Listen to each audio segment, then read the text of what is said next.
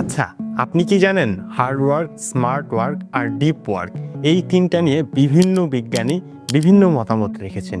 এক একজন এক একটাকে ঠিক বলেছে এবং নির্দিষ্ট কারণ দেখিয়েছেন। কোনটা সেরা এটা নিয়ে গবেষণা আছে, সাথে আছে সায়েন্স এবং ফিলোসফি। চলেন আজকে দেখি কোনটা সেরা এবং কেন সেরা। আমাদের কোনটা করা উচিত, হার্ড ওয়ার্ক, স্মার্ট ওয়ার্ক নাকি ডিপ ওয়ার্ক? ছোটবেলা থেকেই আমরা শুনেছি যে পরিশ্রম সৌভাগ্যের চাবিকাঠি এবং এটা 100% খাঁটি একটা কথা। সব কথার সেরা কথা হচ্ছে কাজ করতে হবে যেভাবেই করেন। আজকে আমরা বুঝবো যে কিভাবে কাজ করা উচিত।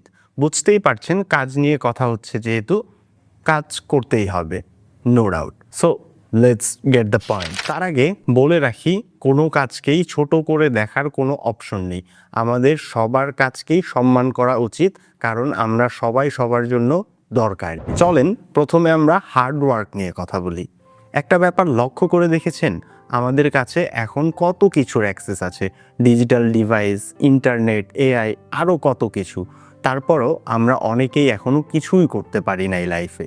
কিন্তু আমাদের বাবারা, তারা কিন্তু এই হার্ড ওয়ার্ক করেই ঘর বাড়ি বানিয়েছে, সংসার চালিয়েছে, আমাদেরকে ছোট থেকে বড় করেছে, তাই না? হয়তোবা অনেকে ধনী হতে পারেনি, কিন্তু আমাদের থেকে বেশি করেছে। মূল পয়েন্টে আসি, তাদের কোনো কিছুর অ্যাক্সেস ছিল না, কিন্তু তাদের ছিল শুধু ঘাম ঝরানো পরিশ্রম।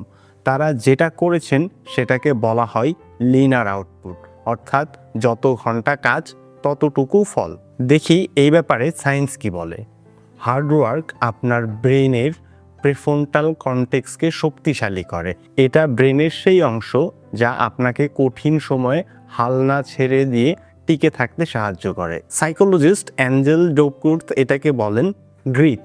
তিনি কয়েক হাজার সফল মানুষের উপর গবেষণা করে দেখেছেন আইকিউ এর থেকেও বড় সাকসেস ফ্যাক্টর হলো এই গ্রিট বা দমে না যাওয়ার দক্ষতা। আমাদের সবার প্রিয় প্রাচীন গ্রিক ফিলোসফার অ্যারিস্টটল বলেছিলেন, we are what we repeatedly do. Excellence then is not an act but a habit. আমরা তাই যা আমরা বরাবর করি।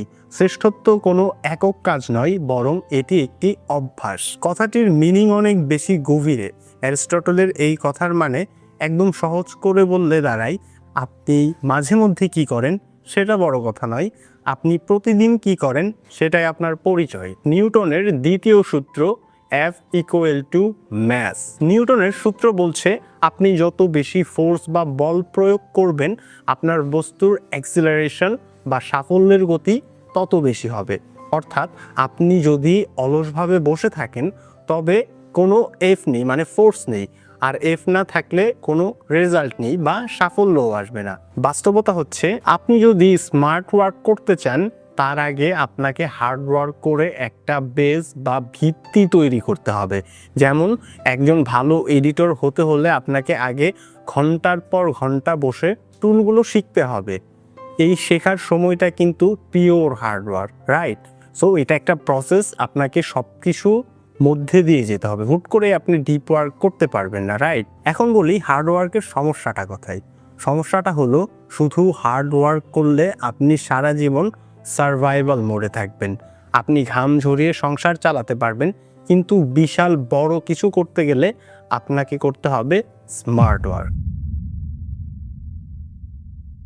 দেখেন, একটা বড় রেস্টুরেন্টে সব থেকে যে ভালো রান্না করে, সে ওই রেস্টুরেন্টের ভালো একজন শেফ, এবং সে বেতন পায়, মানে চাকরি করে। অপরদিকে মালিক, সে কিন্তু ভালো রান্না করে না, কিন্তু সে এইটা জানে যে কাকে দিয়ে কোন কাজটা করাতে হবে। তার মানে কোন স্কিলফুল মানুষকে দিয়ে কোন কাজ করাতে হবে সেটা রেস্টুরেন্টের মালিকটা জানে।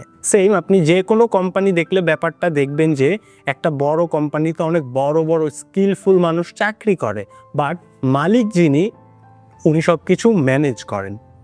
উনি এইটা জানে আমি সব একাই পারবো না, এবং এইটা বোঝে যে কাকে দিয়ে কোন কাজ করানো উচিত, রাইট?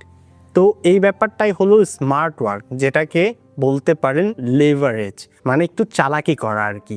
দেখেন, কেউ পৃথিবীতে টাকার জন্য কাজ করে, আর কেউ টাকাকে নিজের জন্য কাজ করায়। 1896 সালে ইতালীয় অর্থনীতিবিদ ডিলফ্রেডো প্যারাডো একটা অদ্ভুত জিনিস খেয়াল করেন।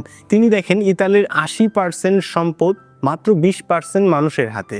উনি খেয়াল করে দেখেন বাগানের 80% ফুল আসে 20% গাছ থেকে। পরীক্ষায় 80% প্রশ্ন আসে মাত্র 20% পড়া থেকে। এবং এই থিওরিটার নাম উনি দেন 80-20 রুল। রুল ভেরি সিম্পল, সঠিক ওয়েতে আপনি 20% এফোর্ট দিলে 80% রেজাল্ট পাবেন। রেস্টুরেন্টের মূল বিজনেসের থিম বুঝেন, বাকিটা শুরু করলেই বুঝে যাবেন। যেই জায়গায় 100% এফোর্ট দেওয়া লাগবে না, শুধু বেশি এফোর্ট না দিয়ে অন্য কাজে সময় দেন, মাল্টিটাস্ক করেন, একসাথে অনেকগুলো কাজ করা শিখেন। একটা কাজ শিখে ওইখানে লেভারেজ দিয়ে কাজ করান, আপনি আরও অন্য কাজ করার সুযোগ পাবেন। কিন্তু আপনি আসলে যতই হার্ড ওয়ার্ক আর স্মার্ট ওয়ার্ক করেন, ডিপ ওয়ার্ক আপনাকে নিয়ে যাবে এক অন্য মাত্রায়। ডিপ ওয়ার্ক করা একটু ডিফিকাল্ট, বাট ইম্পসিবল না, করা যায়। আমরা অলরেডি জানি এই সব কিছু আসলে একটা প্রসেসিংয়ের মধ্যে দিয়ে যায়। প্রথমে আমাদের হার্ড ওয়ার্ক দিয়ে শুরু করতে হবে, আর ধাপে ধাপে এগোতে হবে। হুট করে আসলে ডিপ ওয়ার্ক করার জিনিস না। সো ডিপ ওয়ার্ক কিন্তু আমাকে ইনস্ট্যান্ট রেজাল্ট দেবে না। ডিপ ওয়ার্ক নামের মধ্যেই বোঝা যায় সব মাথার কাজ, সোজা কথায় গভীর চিন্তা করা। আর আপনি গভীর চিন্তা তখনই করতে পারবেন যখন আপনি ডিস্ট্র্যাক্ট হবেন না। এখন আপনার যদি মোবাইল হাতে থাকে, একটু ফেসবুক চালান আর একটু কাজ করেন, তাহলে সেটা ডিপ ওয়ার্ক হবে না, কোনোদিনও না। এবং আপনি যেখানে কাজ করছেন সেই জায়গাটা থাকতে হবে একদম পরিপাটি গোছানো। আপনি হয়তোবা ডিপ ওয়ার্ক করবেন একটা নতুন ব্যবসার কাজ, এমন ব্যবসা যেটা আগে কেউ করেনি।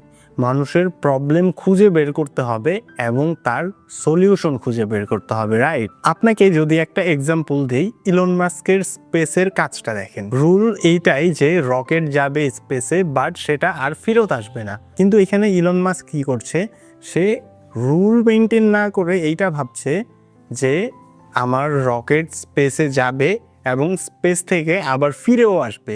সে ল ভঙ্গ করে একটা কাজ করতে চাচ্ছে, রাইট? এটা হচ্ছে একটা সলিউশন।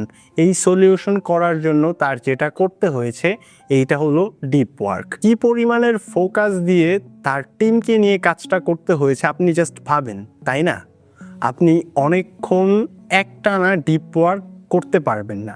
আপনি 2 ঘন্টা সময় দেন এবং সেই 2 ঘন্টা এমনভাবে কাজ করেন যাতে কোনো ধরনের ডিস্ট্র্যাকশন আপনাকে বাধা না দিতে পারে। এমন একটা সিচুয়েশনে থাকবেন যে পৃথিবীর কেউ আপনার খোঁজ পাবে না এবং আপনিও পৃথিবীর কোনো খোঁজ পাবেন না 2 ঘন্টার জন্য। এইটাই হচ্ছে ডিপ ওয়ার্ক। সো এই ছিল আমাদের ভিডিও। সবগুলোই দরকারি, সবগুলোই করতে হবে, সব কিছুই আসলে শেষ করে আরেকটাতে যেতে হবে। হুট করে কিছু হবে না এবং কোনো কাজকে ছোট করে দেখাও যাবে না। হার্ড ওয়ার্ক করা রিক্সা চালক অথবা রাজমিস্ত্রি, কাঠমিস্ত্রি, বাস চালক, যদি এরা না থাকতো তাহলে কত বিপদ হতো এটা আপনি কল্পনাও করতে পারবেন না। এটা আপনার কল্পনার বাইরে। I hope it's clear this, and I hope this video will make you minimum 1% better. If is it, so you know that.